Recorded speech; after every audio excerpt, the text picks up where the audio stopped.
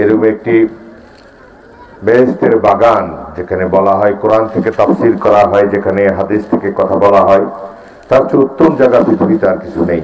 সেখানে আল্লাহ পাক আমাদেরকে উপস্থিত হওয়ার তৌফিক দান করেছেন। আমরা সবাই বলি আলহামদুলিল্লাহ।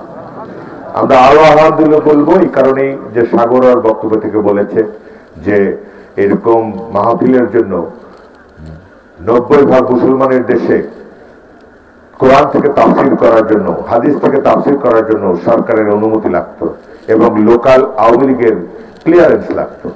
সেই জীবন থেকে আমরা মুক্ত পেয়েছি। আমরা সেজন্য আমরা আবার জোরে বলবো আলহামদুলিল্লাহ। আমরা ফ্যাসিস্ট হাসিনা সরকার থেকে মুক্তি পেয়েছি। আমি এই কথাগুলো বলছি কারণে যে আমাদের মনের ভিতরে অনেক দুঃখ, অনেক কষ্ট। সেই দুঃখ কষ্ট এখনো আমাদের নিবারণ হয় নাই। আমাদের মা বেগম খালেদা জিয়া মিথ্যা মামলায় যে মানুষটাকে 6টি বছর জেলে রেখেছে, আমরা গাবতলীবাসী, আপনাদের তো সরাসরি উনি আত্মীয়, আপনারা কষ্ট পান নাই? আপনারা কষ্ট পেয়েছেন, বগুড়ার মানুষ কষ্ট পেয়েছে, সারা বাংলাদেশের মানুষ কষ্ট পেয়েছে। যদি আমরা উনি যখন লন্ডনের উদ্দেশ্যে যায়, আপনারা দেখেছেন তার বড় সন্তান যখন 7 বছর পরে মাকে বুকে জড়িয়ে ধরলো, ঠিক সেই মুহূর্তে বেগম খালেদা জিয়া হাতটা উঠানোর বারবার চেষ্টা করছিল ছেলেকে জবরদস্তি ধরানোর জন্য, কিন্তু উনি পারলেন না। আমরা ভিডিওতে দেখলাম। এই অবস্থা ওনার ছিলেন না। উনি হেঁটে হেঁটে কাঠগড়ায় গিয়েছিলেন, হাসিনা তাকে জেলখানায় নিয়ে গিয়েছিলেন। এইরকম হাজারো কষ্টের গল্প আমাদের মাঝে রয়েছে।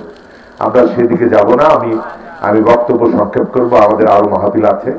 আমি আজকে দুপুরে জুম্মা নামাজ আদায় করেছি বগুড়ার আলতাপনেসা খেলার মাঠে যে মসজিদ, সেই মসজিদের ইমাম সাহেব একটি কথা বলেছে, আমার কথাটা আমার দাগ লেগেছে।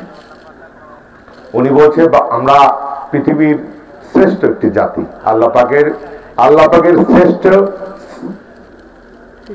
সৃষ্টির সেরা জাতি হলো মুসলমান, এবং আমাদেরকে সেবা দেওয়ার জন্য 18,000 মখলুকাত তৈরি করা হয়েছে, আমাদেরকে শুধু সেবা করার জন্য। পৃথিবীতে যা কিছু সৃষ্টি আমাদের জন্য, আমাদেরকে সেবা করার জন্য। তাহলে আমাদেরকে কত ভালোবেসে তৈরি করা হয়েছে। আবার মৌলানা সাহেব বলছেন যে আল্লাহ পাক আমাদের কাছ থেকে এত আদর করে তৈরি করে আমাদের কাছ থেকে কি চেয়েছে? আল্লাহর প্রতি ঈমান রেখে আল্লাহর প্রতি আমল করা, এইটুকু আমাদের কাছ থেকে চেয়েছে। আমাদের কিন্তু এত কিছু দিয়ে তৈরি করেছে, কিন্তু আমরা সেটা করি নাই। না করে আমরা বিভিন্নভাবে বিভ্রান্ত হচ্ছি। কেউ এসে বলছে যে আমাদের অমুক মার্কে আপনারা ভোট দিন, আপনারা বেহেশতে পাবেন। কেউ বলছে আমাদের দলে জয়েন করলে আপনি জান্নাত পেয়ে যাবেন। আবার কেউ বলছে 5 ওয়াক্ত নামাজ পড়লেই আপনি জান্নাত পাবেন। কোনোটাই সত্য নয়। আপনি কি 5 ওয়াক্ত নামাজ পড়লেই আমরা জান্নাত পাবো? এর গ্যারান্টি দিতে পারবে কেউ? আমি কোন রাজনৈতিক দলে জয়েন করলে আমি জান্নাত পাবো, কেউ গ্যারান্টি দিতে পারবে? কেউ পারবে না। আল্লাহ পাকের দয়া ছাড়া আমরা কখনো কোনো জান্নাত পাবো না। সঠিক কিনা বলেন? অতএব আল্লাহ পাকের দয়া আদায় করার জন্য আমরা প্রতিনিয়ত কাজ করব, প্রতিনিয়ত কর্মে থাকবো, এবং আমরা যেন সবসময় সেটা মাথায় রাখি। এই কথা বলে আজকের মাহফিলে আমার মা দেশমাতা বেগম খালেদা জিয়ার জন্য আপনারা দোয়া করবেন। আল্লাহ পাক তাকে যেন পরিপূর্ণ সুস্থ করে অথবা তার স্বামীর মাটিতে পা রাখতে পারে, দয়া করে আপনারা দোয়া করবেন তার জন্য। কার দোয়া আল্লাহ কবুল করবে আল্লাহ বলতে পারে না। আপনারা দোয়া করবেন আমাদের ভাই, আমাদের আত্মার আত্মীয়, বাংলাদেশের মানুষ যে মানুষটার দিকে তাকিয়ে রয়েছে, বাংলাদেশের রাজনীতি তার দিকে তাকিয়ে রয়েছে, সেই মহান নেতা বিএনপির ভারপ্রাপ্ত চেয়ারম্যান তারেক রহমানের জন্য দোয়া করবেন। আল্লাহ পাক ওনাকে আরো শক্তি দান করুন। উনি 24 ঘন্টার মধ্যে এখন 18 ঘন্টা পরিশ্রম করে এই বাংলাদেশের মানুষের জন্য, বাংলাদেশের রাজনীতির জন্য, বাংলাদেশকে এগিয়ে নিয়ে যাওয়ার জন্য। তার জন্য আপনারা দয়া করে দোয়া করবেন। আপনাদের সন্তান এই গাবতলীর সন্তান, এই গাবতলীর মাটিতে শহীদ জিয়াউর রহমান জন্মগ্রহণ করে, তারেক রহমান জন্মগ্রহণ করে গাবতলীর মানুষকে গর্বিত করেছেন, গাবতলীর মানুষকে সম্মানিত করেছেন। আপনারা এই মুহূর্তে বাংলাদেশের যে কোনো প্রান্তে যান না কেন, সেখানে যাই যদি বলেন আমার বাড়ি গাবতলী, দেখেন আপনাকে একটা চেয়ার দেয় কিনা, সত্য কিনা বলেন? আপনারা যেখানেই যাবেন সেখানেই সম্মানিত হবেন এই মানুষগুলোর জন্য। সেই পরিবারের সঙ্গে আপনারা ছিলেন এবং এখন আছেন, ভবিষ্যতে ইনশাল্লাহ আবারও সাথে থাকবেন।